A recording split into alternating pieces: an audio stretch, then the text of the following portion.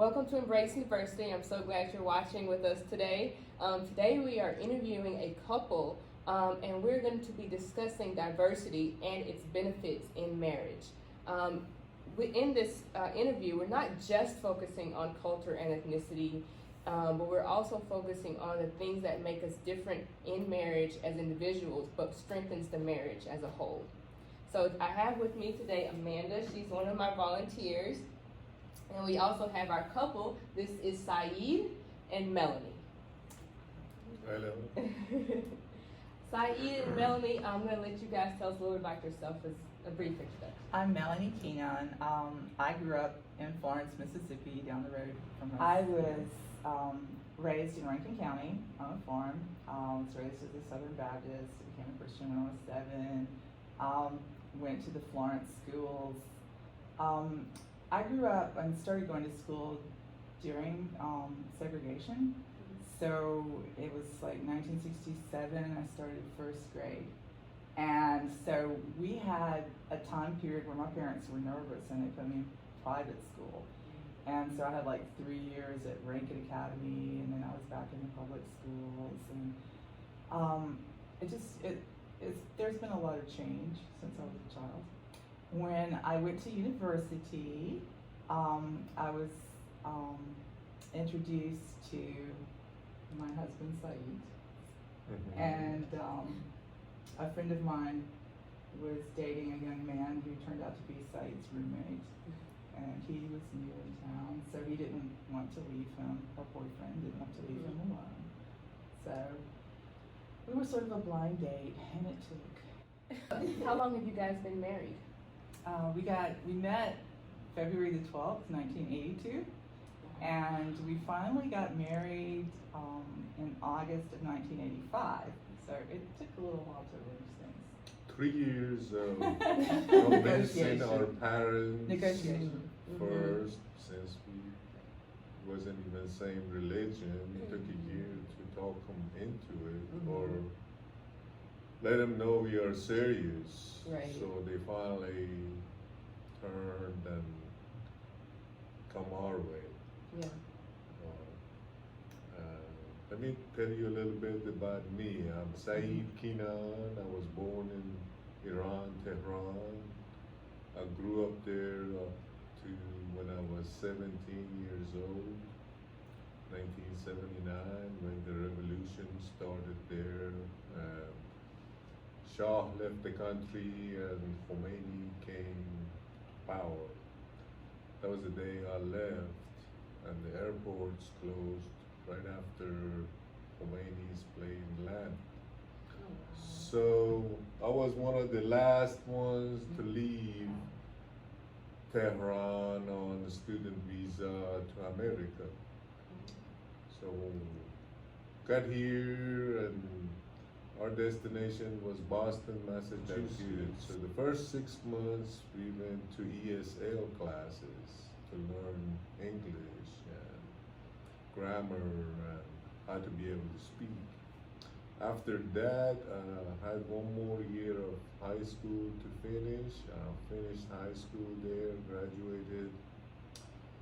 Decided Boston was too expensive for me, for a student that can't work and only spending money. I found out that Mississippi is the cheapest state to live as far as food, tuition for university, housing.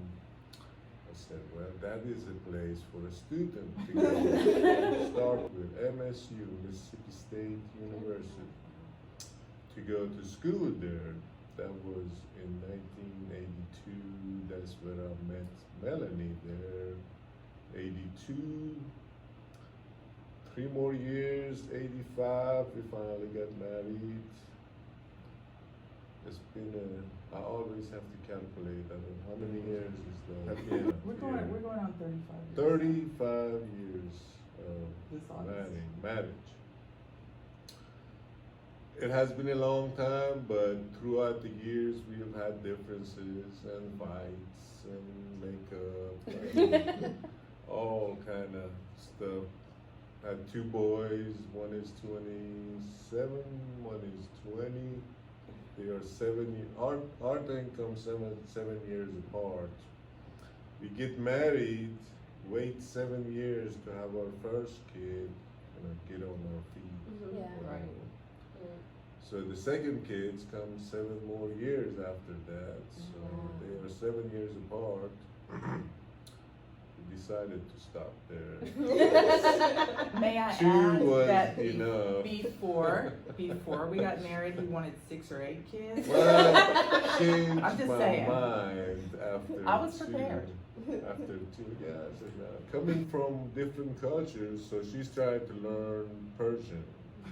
She's learned the alphabet. She's very interested in languages. She already speaks Spanish Right. because she had a minor through Mississippi State. Like I said, I was 17 when I come here. I've been here 41 years. So most of my life is here. So this is home, but when you're born somewhere, your roots are there, and my mother and father and brothers are still there. So we speak once a month, every 2 weeks through WhatsApp, video chat. Let me ask you all this. You've mentioned a couple of differences that you guys have. When you met, Oh yeah. what attracted you to each other? Like, what did you see in that person and go, wow, I want to get to know that person? Well, we met first, like she said, it was a blind date, so I didn't know her through my friend. We went to Pizza Hut, had pizza. And after the meal, the other couple goes to the dorm, and so we still wanted to talk, and we walking through the campus and talking. Just I'm finding out about her, she's finding out about me, and next thing we know, it's 3 o'clock in the morning. We're sitting around the post office in the campus, Went to the chapel. hung went to out. the chapel, and we realized, oh man, it's 3 o'clock, we gotta go to class in the morning. So we finally get away and go to our dorm, and next day, I believe it was Valentine's Day. So, oh man, I'm gonna have to go find her a card. Whoa. Valentine's Next Day. day, Next wow. day, yeah. So got her a card and gave it to her, and we both like to play pool, and used to get together and go to the Union Hall, and downstairs they had pool tables. We played pool for hours. And talk. Until they closed the pool hall, and it's still in campus. But during the game, you're talking and playing the game, and I used to beat her pretty bad, made her mad, and So I would want to keep playing. and try so to beat she him. Right. kept getting better, and once in a while she beat me, and after a few weeks, we just inseparable, just about. Yeah, I spent most of my time with him. So, yeah, I mean, we wasn't doing any homework or Okay, we're doing a little, but not school enough. stuff. We just pretty much spending most of our time together. Yeah. So first we decide to, get engaged, get married. Now we have to decide to break the news to your parents or her parents or my parents, which was really hard to do since we come from different. I was born like a Muslim and grew up to them. So when we got married, we decided, you keep your faith and I keep my faith until we see until we have kids, and then we have to decide what they are gonna be. So the way we decided, I said, whatever environment we are in, if we are in America, they become your religion, grow up as a Christian. If we are home, they'll be a Muslim, I guess. But since we live here, the kids are born here, they went to church and usually, are Christian. They don't go to church much, but, but that's their faith. Yeah. That's how they grew up. I like how you guys navigated that. I've seen a lot of times where differences in faith, particularly, will cause people to split or to a lot of arguing. It sounds like from what you said, Saeed, that it was more like, well, if this is the way it's going to be, then we'll do this, and if that's the way it's going to be, then we'll do that. It's more like a plan. It's more intentional. Well, we had to work that out somehow Yeah. because her mother was against it. Said, "Oh no, you can't marry a Muslim." You know. And your mother was against And it. my No, mother no. was against it. Oh no, you can't marry He a went Christian. home the summer after know, we met, y'all, and when he went home, she introduced him to how many young ladies? Yeah, well, you know, So- she was trying to, you know, keep keep us Yes, from yes, happening, yes. and Exactly, she was trying to keep us find from somebody happening. to tie me down, you know, over there. Yeah. How Other has person. this difference benefited you in your marriage? Well, in a way, you know, America is a better place to live. Mm. If you ever been out of the country, live somewhere else 3-4 months, you will appreciate America. Mm. So this was a better place for me to live as far as environment and schooling. And the plan was I was going to go visit, you know,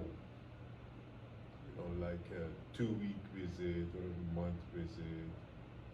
Going back and forth wasn't that hard back then, but lately it has become very hard After the revolution. to travel to Iran and back. What was it, 2-3 years ago? 2017 2017. was the we last time we met with the family. went to Turkey to visit my family, and this was the first time she had met them.